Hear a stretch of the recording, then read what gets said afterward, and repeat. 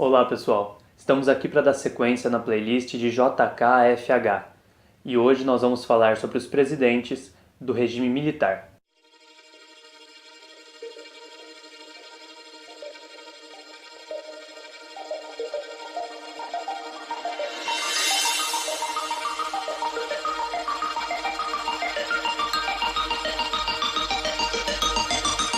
Recapitulando um pouco, nós começamos com Juscelino Kubitschek, depois Jânio Quadros, que governa apenas um ano, assume João Goulart, e João Goulart é deposto, é retirado do cargo da presidência da República, justamente por um golpe de Estado instalado pelos militares.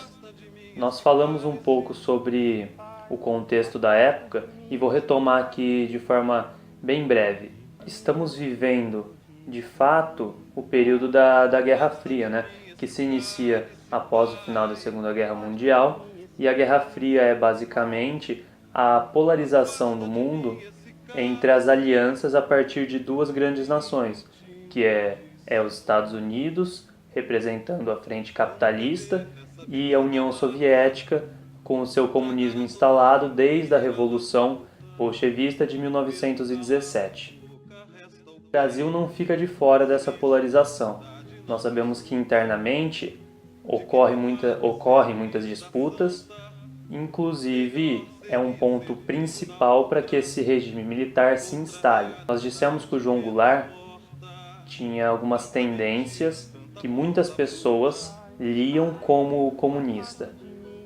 Inclusive, quando ele tomou posse, uma das apostas de Jânio Quadros, quando renunciou, é de que as pessoas não aceitariam a sua renúncia porque João Goulart tinha essa tendência comunista e ele estava na China. Então, ele tentou esse argumento, que nós já vimos que não deu certo. Mas o que eu quero passar aqui é que essa polarização era muito forte. O regime se instala em 1964 e o primeiro presidente é Marechal Castelo Branco. Ele vai governar então de 64 a 67 e vai ser responsável por 4 atos institucionais, os quais nós vamos falar aqui. Ele foi eleito de forma indireta, ou seja, não era a população exercendo o seu poder. Aqui nós não vamos falar de democracia. O voto foi feito pelos próprios militares e colocou o Marechal Castelo Branco como o primeiro presidente do regime militar. Em 9 de abril de 64, entra em ação o primeiro ato institucional. Ele faz com que a votação para presidentes e vices não seja mais direta. Também restringe ao presidente o poder de aumentar ou diminuir as despesas públicas, além do direito do presidente de declarar sítio e a possível suspensão de direitos constitucionais por 10 anos. Em 27 de outubro de 1965, temos o ato institucional de número 2. E o principal aspecto desse ato é o fim do pluripartidarismo. A partir de agora só teriam 2 partidos, a Arena, representando a situação do governo, e MDB, sendo a oposição. Dessa forma, nós sabemos que ficou totalmente restrito qualquer tipo de contestação sobre o regime. O MDB, digamos, era um braço da Arena, não era exatamente uma oposição, porque a oposição durante o regime militar era combatido com violência, com morte, com tortura. Então, é bem problemático quando falamos desse período se nós pretendemos ter algum diálogo ou algum discurso democrático. Aqui, a democracia foi violada. Em 5 de fevereiro de 1966, temos o AI-3. Com ele, os governadores e vices também passam a ser eleitos de forma indireta e os prefeitos das capitais passam a ser escolhidos pelo governador. Em 7 de dezembro de 66, temos o ato institucional de número 4, que convoca o Congresso para formular uma nova Constituição. No âmbito da economia, temos uma política anti-inflacionária, que é praticada por 2 principais meios. O primeiro é o arroxo assalarial, dessa forma o salário é mantido, você não tem o reajuste dos salários, e também uma restrição ao crédito. Essas duas medidas fazem com que o poder de compra não aumente. E se não aumenta o poder de compra, não aumenta a demanda, os preços dos produtos também não aumentariam. Essa é a tacada dos primeiros anos do regime militar. Além de uma abertura ao capital estrangeiro e um grande empréstimo de 125 milhões do FMI. Então nós temos uma abertura de capital, nós temos uma abertura ao capital estrangeiro, assim como foi feito já com Juscelino, mas agora de uma forma escancarada. O Brasil tenta se alinhar aos Estados Unidos, já que os Estados Unidos seria exatamente o bloco da Guerra Fria, a qual o Brasil gostaria de estar ao lado. É um combate completo a qualquer pensamento socialista, comunista. Então, é assim que o Brasil se posiciona nesse momento. Também ocorre a formação do IBRA, que seria o Instituto Brasileiro de Reforma Agrária, que não tem resultado nenhum, não é nem utilizado, e também a criação do FGTS, algo que nós temos até hoje. O que é o FGTS? O Fundo de Garantia por Tempo de Serviço. De 1967 a 69, nós temos um outro presidente, que é o General Costa e Silva. Ele faz a criação de alguns ministérios, como do Transporte, do Interior.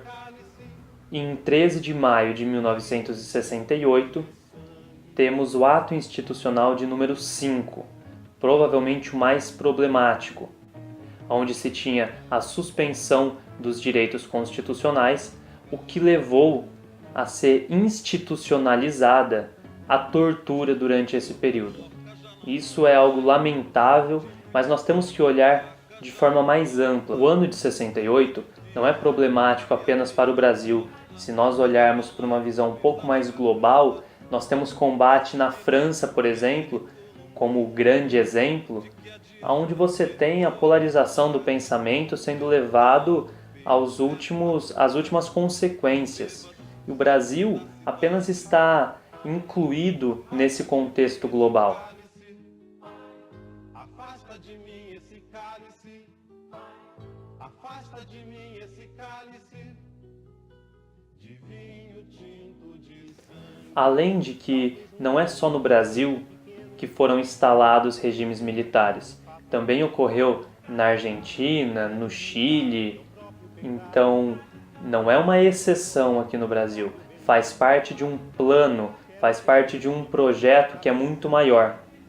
Nós temos como maior expoente, talvez, o que ocorreu no Chile. Em 1973, ocorre a deposição do presidente Allende, que era um presidente comunista, porém foi eleito de forma democrática. E ele é retirado à força do poder, na verdade morto, né?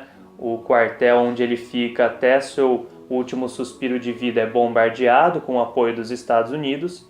Ele opta por não sair do quartel e é deposto então esse governo socialista no Chile, que foi eleito de forma democrática. O que eu estou querendo mostrar é que não é só no Brasil que está ocorrendo golpes militares nesse momento. É uma questão quase que mundial essa polarização, porque está inserida no contexto da Guerra Fria. Afasta de mim esse cálice, Pai. Afasta de mim esse cálice. De 69 a 74, temos o governo Médici, aquele que ficou conhecido como os anos de chumbo, justamente pela excessiva violência, inúmeros casos de tortura. Também foi aclamado por um certo ufanismo, já que nós tivemos, por exemplo, a vitória do Brasil na Copa de 1970, algo que era usado pelo próprio regime como propaganda. A ideia de que o Brasil estava prosperando, o Brasil estava progredindo, e isso era um reflexo até no âmbito esportivo. E nós sabemos a influência que o futebol tem nas nossas vidas até hoje, você goste ou não de futebol. Ele está em torno de nós e as pessoas que o adoram, algumas vezes de forma fanática, acabam fazendo ligações que uma pessoa que não gosta não consegue ver. Mas existem, o futebol é utilizado como propaganda muitas vezes. Um grande exemplo da resistência comunista no país é a ALN, liderada por Carlos Marighella. é uma luta armada pelo comunismo. Tragar a dor, engolir a labuta, mesmo calada a boca resta o peito, silêncio na cidade não se escuta, de que me vale ser filho da santa, melhor seria ser filho da outra. A corrupção também, que muitos dizem que foi nula no governo militar, ocorreu sim e de forma profunda, principalmente nas grandes obras que foram construídas, nas obras faraônicas, que também era um modo de mostrar que o Brasil estava em desenvolvimento, era um modo de mostrar o poder do Brasil. Por parte da repressão, na parte mais violenta, nós tivemos a institucionalização dessa violência por meio do DOI-CODE, que era um órgão que tinha ligação com o exército justamente para fazer as repressões, as perseguições que o regime demandava. Batadas, DOI-CODE, ditadura 6485, no tapete sumia mais um preso político. Gambé matou inocente, tem pena administrativa, suspensão de 30 a 90 dias. De 74 a 79, o presidente do Brasil é o general Ernesto Geisel. Após os anos de chumbo, ocorre já uma leve abertura desse regime. Já não está de forma tão rígida. Nós vamos entender esse processo. Na economia, o PIB cresceu 4,2% ao ano e a inflação em torno de 37% ao ano também. Além do endividamento interno e externo, pelos empréstimos tão gigantescos, os quais nós já comentamos. E o porquê dessa abertura lenta e gradual, que vai culminar lá no final do período militar, em 85. A abertura começa aqui, no governo Geisel. Em 1975, tem a morte do repórter Vladimir Herzog, que teve uma repercussão gigantesca e é um dos marcos que sempre tem que ser falado nas aulas sobre ditadura, porque também vem com a sociedade que já não está mais satisfeita com aquele regime que foi tão repressor, tão violento. Por um lado, nós tivemos um ufanismo, um momento onde a população abraçou o regime, mas após algumas atrocidades, após um momento de inflação, ocorre o descontentamento por parcela dessa sociedade e começa então a se degradar o regime. Um reflexo disso é que em 1979 é revogado o ato institucional de número 5. Após 79, então, temos o último presidente, que vai até 1985, que é João Figueiredo.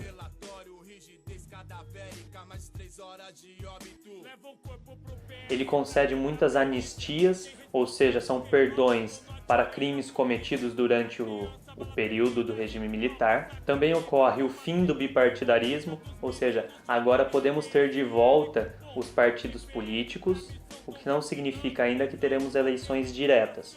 As famosas passeatas, conhecidas como diretas já, ocorreram no ano de 83 e 84, nos 2 anos que antecederam o fim do regime. Em 1979, nós tivemos um crescimento do PIB de 6,4% e da inflação de 72,2%. Dessa forma, o regime já não é mais autossustentável. A sociedade não apoia mais, o regime está em plena degradação e vai ocorrer a abertura ao regime democrático agora em 85. O presidente que seria responsável pela abertura política seria o Tancredo Neves, mas ele falece e toma posse José Sarney, que será então a nossa próxima videoaula, já em um período de redemocratização do Brasil.